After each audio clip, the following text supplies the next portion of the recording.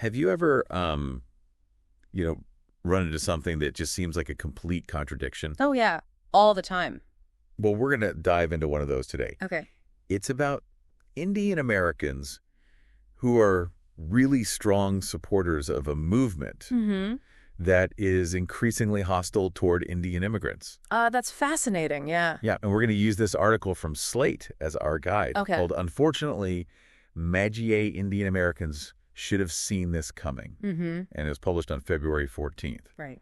So what we're going to try to unpack is how the Republican Party, the tech elites in Silicon Valley, and Indian immigrants are all kind of interacting and clashing in this really interesting way. Yeah, let's get into it. All right, so let's start with this. Okay. You're probably familiar with the H-1B visa program, Of course. Yeah. which allows companies to hire foreign workers. Right. And it's been a big issue with the Republican Party in particular. Yeah, I mean, it's a point of tension because there's this perception that the H-1B program is being abused to replace American workers. Yeah. And bring in cheaper foreign labor, particularly from India. And this was made even more, I guess, interesting by the Marco Elez incident. Right. Now, Marco Elez was a staffer in Elon Musk's Department of Government Efficiency. Oh, wow. And ironically, this position actually gave him oversight over systems like Social Security and Medicare. That's pretty ironic, given his given his views. Right. So he was in charge of these very important systems for millions of Americans, but at the same time, he was posting stuff online that a lot of people found offensive, particularly targeting Indian immigrants and the H-1B visa program. And the response from Musk and J.D. Vance was particularly interesting because they defended Les. Oh, really? And while they said his posts were inappropriate, they argued that it shouldn't ruin his life. That's a really fascinating response. I mean, it really shows you the different stances within the GOP. You have the side that's all about meritocracy and individual responsibility. Right. But then they're willing to tolerate, even defend, what many would see as pretty blatant racism. Yeah. Especially when it's coming from someone within their own ranks. So how does this all tie back to Indian Americans who are supporting the MAGA movement? Well, I think this incident really points to a broader trend of anti-Indian sentiment within parts of the Republican base. And a lot of that centers around the H-1B visa program. It's almost like it feeds into that great replacement theory. Yeah. The idea that certain demographics are being replaced. Right. And that immigrants are a big part of that. Yeah, and this idea that H-1B visas are bringing in a specific demographic to change the face of America, that really resonates with a part of the GOP base. But here's where it gets really interesting. You have all these Silicon Valley tech leaders who are big supporters of Trump, but they're also in favor of immigration, particularly when it comes to skilled workers. How does that work? Well, it's a fascinating dynamic because a lot of these tech CEOs are immigrants themselves. Yeah, that's true. And they need skilled workers to keep their industries going. Right. Plus, there's always the possibility of lower wages, which is a big factor in business. So how do these tech leaders support immigration, but also support a movement that seems to be going against it? That's where you see this tension within the GOP. Okay. You have the pro-business, pro-immigration tech leaders. Yeah. And then the more nativist anti-immigration base. And I'm sure there have been some clashes. Absolutely. There have been some instances where this tension has come to the surface. Give me an example. So remember when Trump was on the All In podcast, which is pretty popular in Silicon Valley? Right.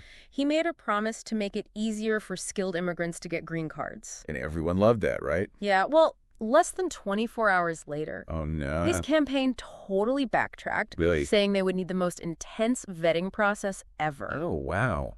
Even for foreign graduates thinking about a green card. Talk about a bait and switch. Yeah. Promising one thing and then doing the opposite. And it really left people in the tech world feeling disillusioned. Yeah, I bet. And wondering if the GOP actually cared about them. Okay, so what else? Well, when Trump picked J.D. Vance as his running mate, there was a lot of backlash from the base because his wife, Usha Chilukuri Vance, is Indian American. Oh, wow. And suddenly their pro-business, pro-talent stance went out the window. It's interesting how that works. Isn't it? Like they're okay with some immigrants but not others? Yeah, it's a bit of a double standard. And there was another incident with Harmeet Dillon. Oh, yeah. She's the Indian immigrant who gave the Sikh prayer at the Republican National Convention. Right, and that sparked a huge backlash from a segment of Trump's base. Really? They were attacking her faith, calling for her to be deported. Wow. And accusing the GOP of trying to be too diverse and inclusive. It's like they're saying you can be here. Yeah. But only if you fit into their idea of what an American should be. It shows the challenges Indian Americans face in this political landscape. Yeah, it's like this weird situation where you have Indian Americans supporting a movement that seems to be against other Indian immigrants. It's the paradox we're trying to unpack. Right. How can a group support a movement that seems hostile to their own? Yeah. And what does that say about the GOP and how they deal with these totally different viewpoints? Yeah, that's a great question. Right. And we're going to try to answer that as we continue this deep dive. Let's do it. All right, so stay tuned.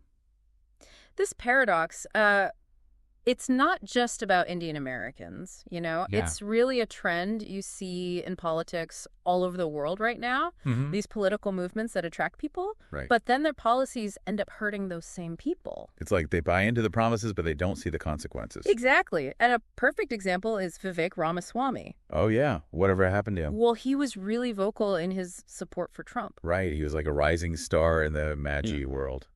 Yeah. And he even bought into that whole great replacement theory. But then what happened? He wrote this essay. Okay. Arguing that companies hire foreign-born engineers over Americans because of, like, cultural differences. Oh. Which really played into the fears of people who think immigrants are stealing their jobs. Yeah, that probably didn't go over well. It was like he totally betrayed the MAGA movement. Wow. He was trying to please them. Right. But ended up alienating his base. It's kind of sad in a way. Yeah. He thought he could balance the interests of Silicon Valley. Right. With those nativist feelings.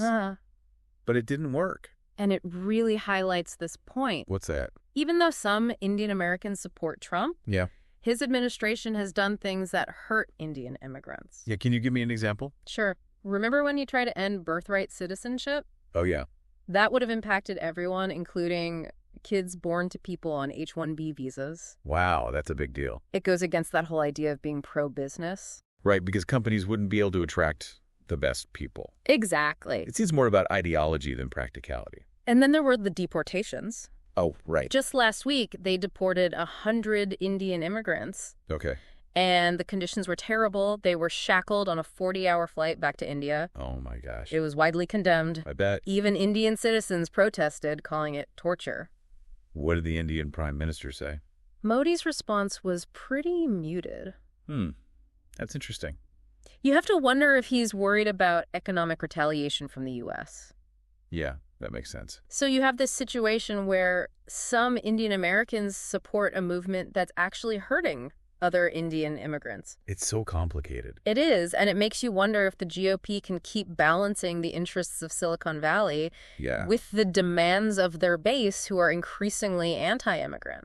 It seems impossible. It's definitely a precarious situation. For sure. It shows how important it is to understand these issues. Yeah. And to realize that political choices have real consequences for people. This deep dive has been really eye-opening. It has. We started with a simple question. Right. Why would Indian Americans support a movement that's hostile to other Indian immigrants? And we've uncovered so much. We've learned about politics, conflicting interests. Yeah. And some hard truths about America today. It reminds us that politics isn't always black and white. It's a mix of ideology, identity, ambition, and compromise. And understanding all of that is so important. Especially if we want to make good decisions about the future. So where do we go from here? Well, it's a turning point, isn't it? Yeah. And it's bigger than just the GOP and Indian Americans. Okay.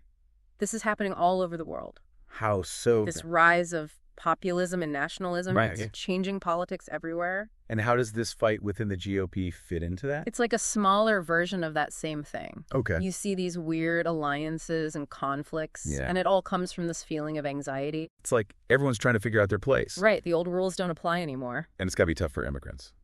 Oh, absolutely. They're caught in the middle of it all. So what happens now? What are the consequences? If the GOP keeps going down this road with all this anti-immigrant talk, right, they're going to lose a lot of support. It's like they're hurting themselves. Yeah, they're pushing away potential allies and future voters. It doesn't seem very smart. They're creating more division. Right. And that makes them weaker in the long run. So how do they get out of this mess? It's going to be tough. Yeah. They need to be willing to talk, honestly. and recognize that these issues are complicated. And see the other side. Exactly. So what can we do? We need to educate ourselves. Okay. Go beyond the headlines. And really understand these issues. It's not just about reading stuff, though, right? No, it's about thinking critically. Okay. And challenging our own biases. Having those tough conversations. Even when they're uncomfortable. It's about building bridges, not walls. Exactly. We're all in this together. This is our democracy. Yeah. And it only works if we talk to each other and compromise. That's a really important message. It is. Especially now. We need to remember that. We've talked about a lot today. We have. We started with that question about Indian Americans. Yeah. Supporting a movement against Indian immigrants. And we've learned so much. About politics and the challenges facing America. It's been quite a journey. It has. Hopefully you understand these issues better now. Yeah. And maybe you even feel a little hopeful that we can get through these tough times. And create a better future for everyone. Exactly. Well, that's a great place to end things. It is. So until next time, keep exploring and stay curious. And remember, we're all in this together. Thanks for listening.